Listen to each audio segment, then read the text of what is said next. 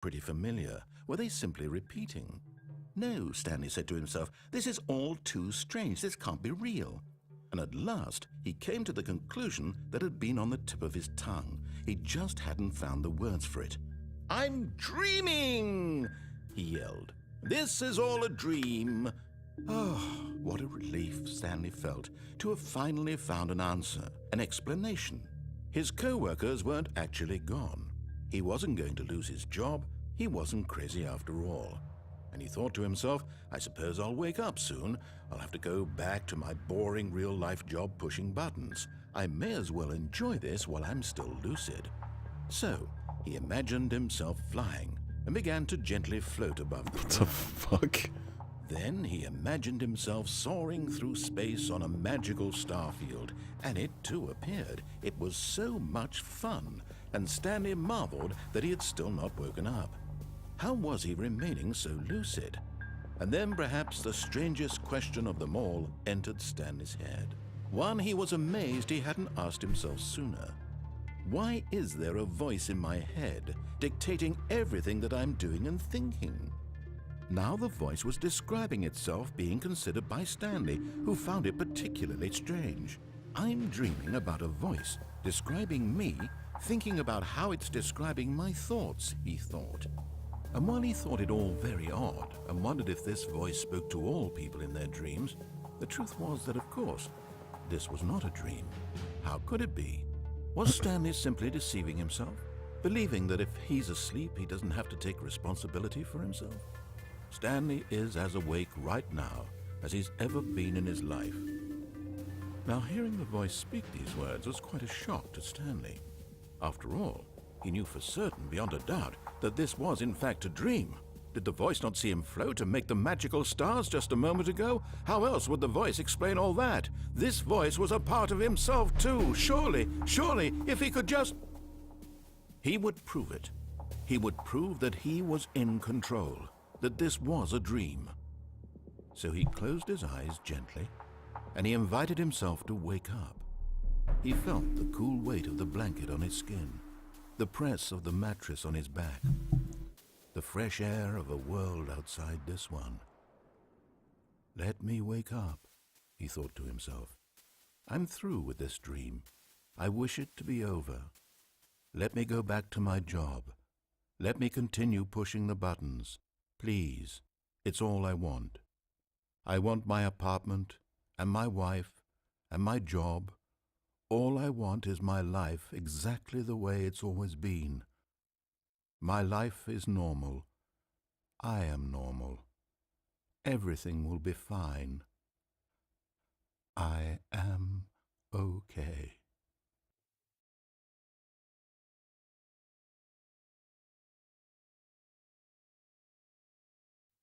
Stanley began screaming. Please, someone, wake me up. My name is Stanley. I have a boss. I have an office. I am real. Please, just someone tell me I am real. I must be real. I must be. Can anyone hear my voice? Who am I? Who am I? And everything went black. Oh.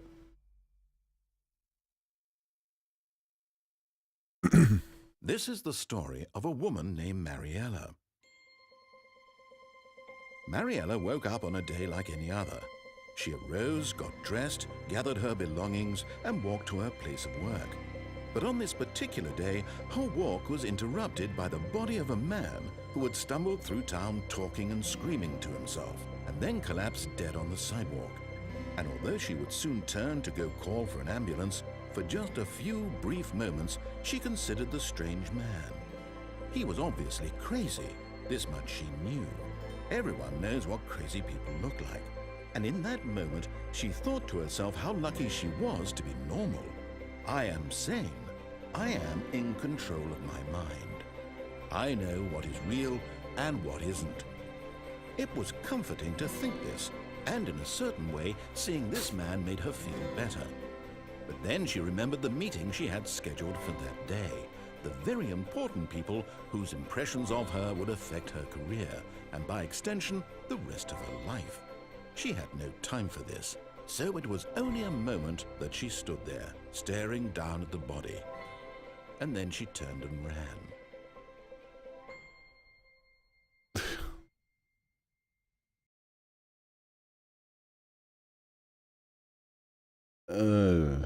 Yeah, this was... Yeah, this is part of the Steam sale right now. It's kind of a mind fuck. Nah, I'm getting into it a little bit. It's actually kind of cool. Oh, Stanley, rest in peace, fucking cunt.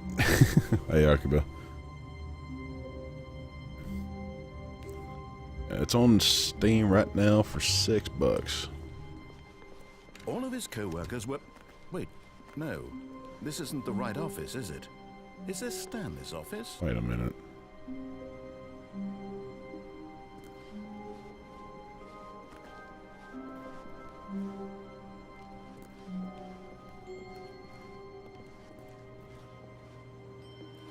Wait a fucking minute.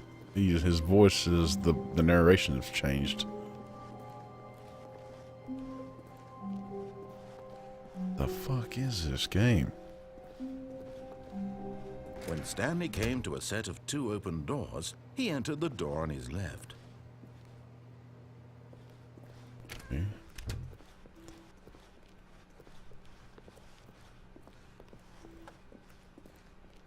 Yet there was not a single person here either. Feeling a wave of disbelief, Stanley decided to go up to his boss's office, hoping he might find an answer there. Coming to a staircase, Stanley walked upstairs to his boss's office. Upstairs. Like the bathroom. Ooh. The door open? Money in the morning, money in the evening, money for breakfast. Money crisp.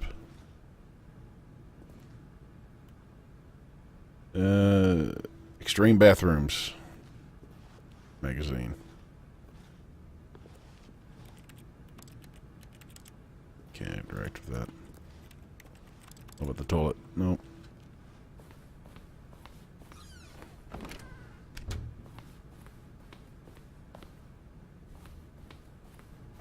Secure. Can't interact with that either.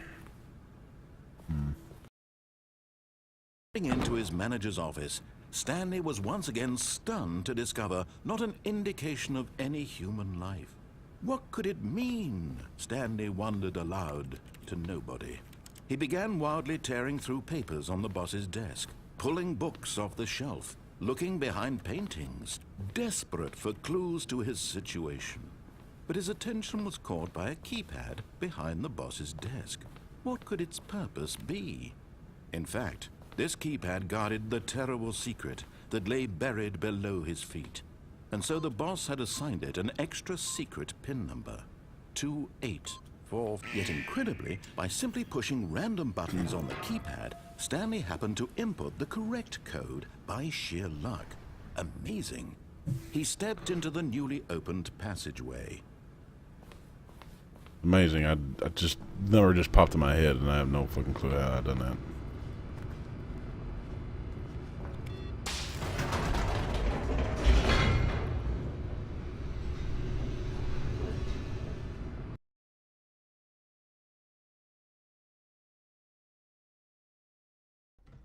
Let's try not going through that way, but I think there was an escape route. Stanley walked straight ahead through the large door that read Mind Control Facility. Nope, leaving. Although this passageway had the word escape written on it, the truth was that at the end of this hall, Stanley would meet his violent death. Really?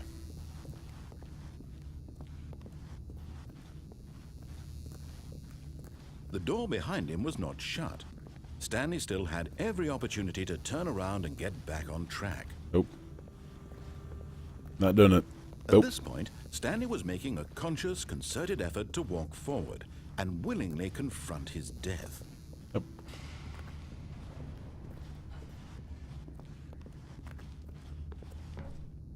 Goodbye.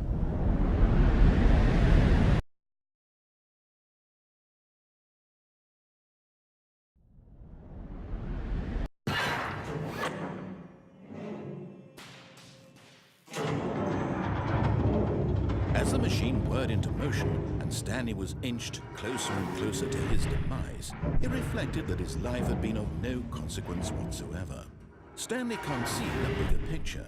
He doesn't know the real story, trapped forever in his narrow vision of what this world is. Perhaps his death was of no great loss, like plucking the eyeballs from a blind man. So he resigned and willingly accepted this violent end to his brief and shallow life. Farewell, Stanley. Oh, dear God. "Farewell, Stanley," cried the narrator, as Stanley was led helplessly into the enormous metal jaws.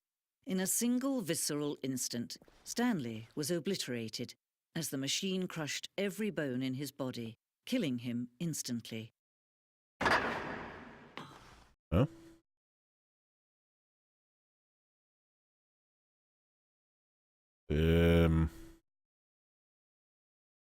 I'm still alive. The fuck is this game? The fuck?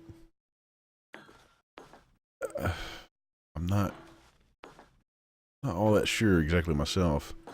It's a game of choices, I know that much. And yet it would be just a few minutes before Stanley would restart the game, back in his office, as alive as ever. What exactly did the narrator think he was going to accomplish?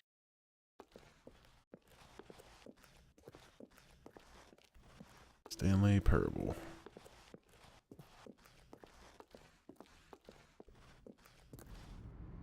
When every path you can walk has been created for you long in advance, death becomes meaningless, making life the same. Do you see now? Do you see that Stanley was already dead from the moment he hit start?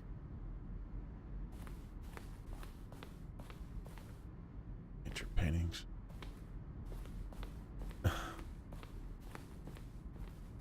How odd is this game?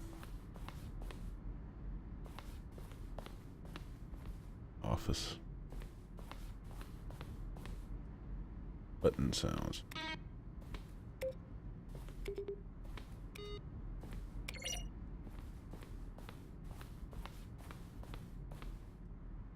Also, this is like some of the stuff we've seen around the game already. Oh, this kind of explains it, I guess. Obviously, the blueprint shows the office from the beginning of the game. The path from Stanley's office to the two doors was the first part of the game that was built. Sections have been added and altered throughout the development. Through the core layout remains almost identical to the first iteration. Corridor. The pacing of this opening section was important to get right. The corridor has been removed and altered to make sure the player reaches the two doors in a good time. The two doors. The set of two open doors was the very first concrete piece of Stanley Parable's design. Once this room was created, the rest of the game emerged as an extension of it. An exploration of the contradiction this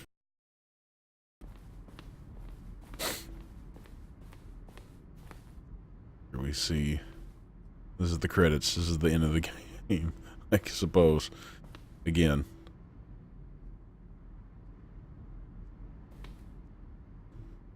Kevin Briding is the narrator. No voices, Steam support. Over. Office. Maintenance room.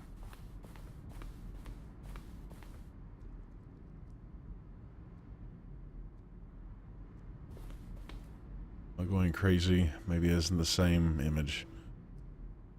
That clock there before, I don't remember. How do I go back?